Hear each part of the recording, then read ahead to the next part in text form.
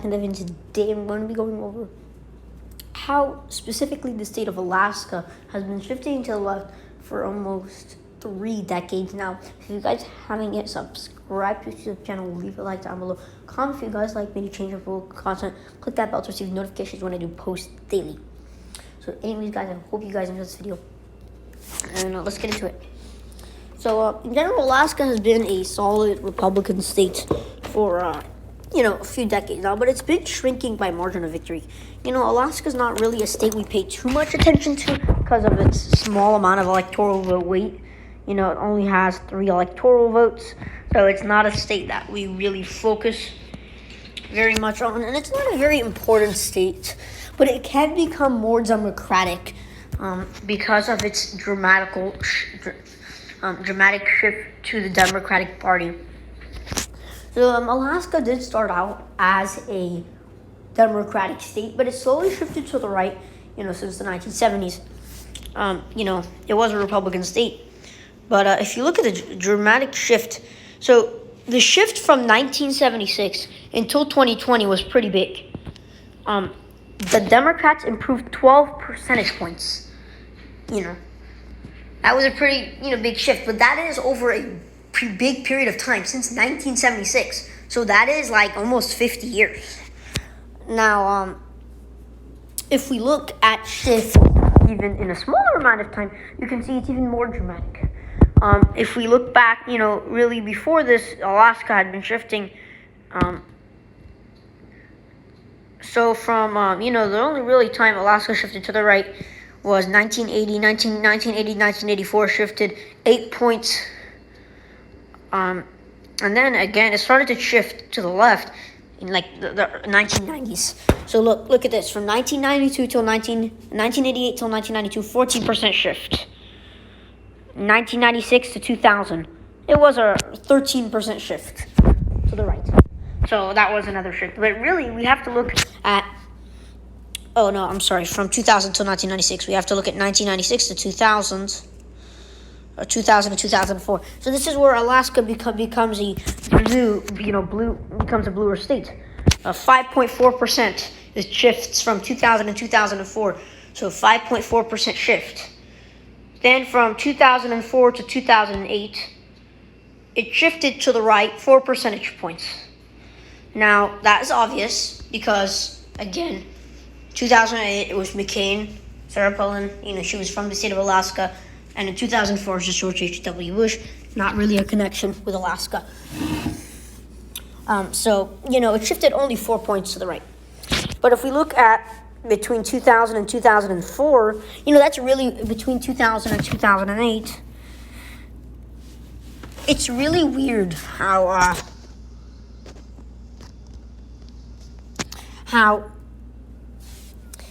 from 2004, from 2000 it was a Bush state, but even in 2008 when McCain, his VP was from the state of Alaska, it shifted 9.4 points to the left.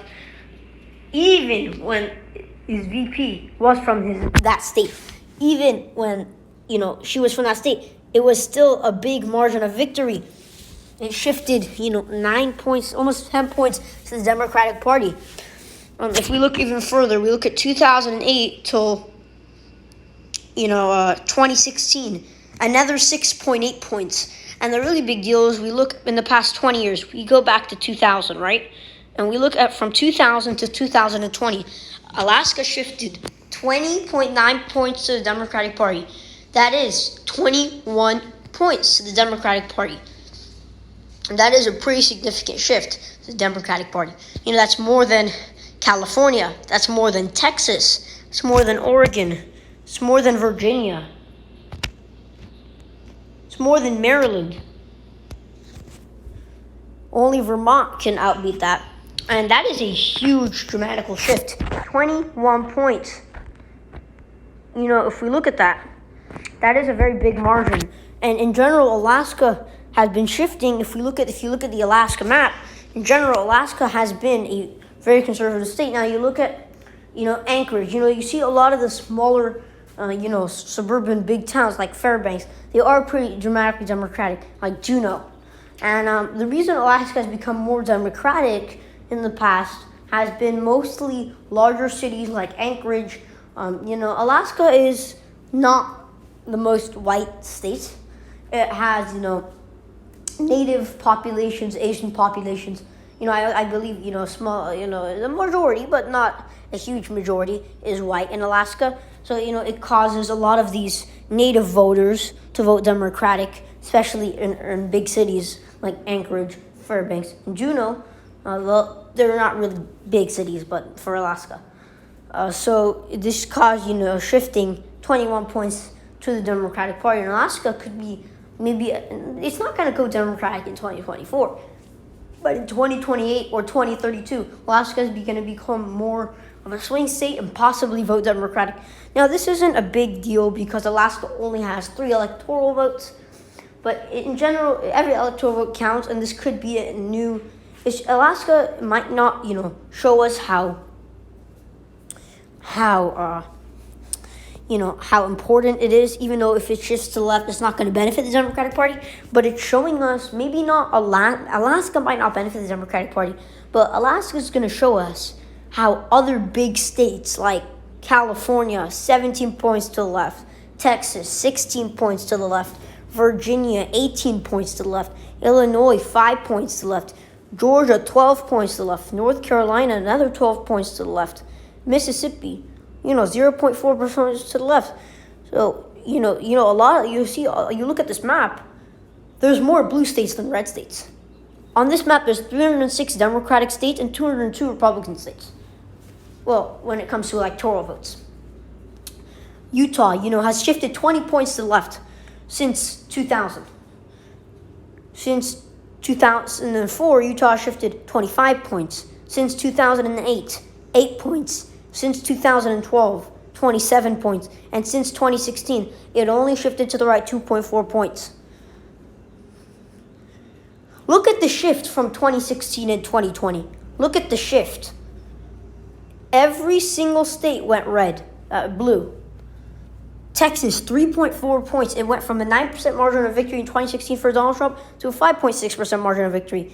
Georgia was a victory for Donald Trump by 4 or 5 points. Now Joe Biden flipped it by 0.3 points. So you see 5 points, 5.4 points to the left. The only states that shifted to the right, dramatic amount, decent amounts, was Florida, 2.2% to the right. Hawaii went 2.1% to the right. In general, a lot of these, it was a big shift. Now, if you look at the shift from 2012 to 2016, it's the exact opposite. It's the exact opposite. New York, 5 points, 6 points to the left. Iowa, 15 points to the left. West Virginia, another 15 points to the left.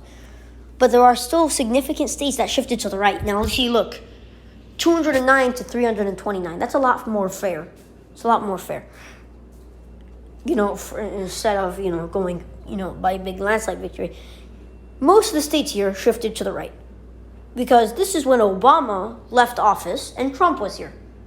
So Obama was very popular, a very popular Democratic candidate leaving, and a very popular Republican candidate. Yes, a lot of states were expected to shift to the right.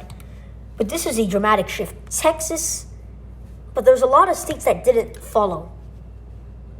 Texas still went 7 points to the left. California still went 7 points to the left. Utah still went 30 points to the left. So it shifted right mostly, but there's still a lot of Democratic states, and that helped the Democratic Party. They might not have won in 2016, but they did a lot better than how McCain did and against Obama. Hillary Clinton performed a lot better than McCain and Romney against Obama. And it was really a big significant victory when we saw Trump winning. Well, Trump didn't win by the margins that Obama won. Trump didn't have a popularity like Obama did. Trump didn't win a second term like Obama did. It was really dramatic to see, a lot of these states shift so far to the left during Obama's time. It was really significant to see that. But then when Trump came around, he might have been the heart of the Republican Party, but Trump didn't show anything. Trump came as a president. He was any regular, ordinary president. Obama was the first African American president. He, and many Republicans didn't support that, but his approval rating was able to give many states the shift from 2004 to 2008 was ginormous. Look at this. From 2004, the country mostly was red. This is what happened. The country was mostly red. But then in 2008, 4 years later, how it went. Texas went 11 points to the left. It went from Bush carrying it by 30 points to McCain carrying it by 12. Utah, 17 points. The whole country shifted to the left when Obama came. But when it was time for Trump, maybe not the whole country shifted to the right. So I hope you guys enjoyed this video. See you guys next video. Peace out.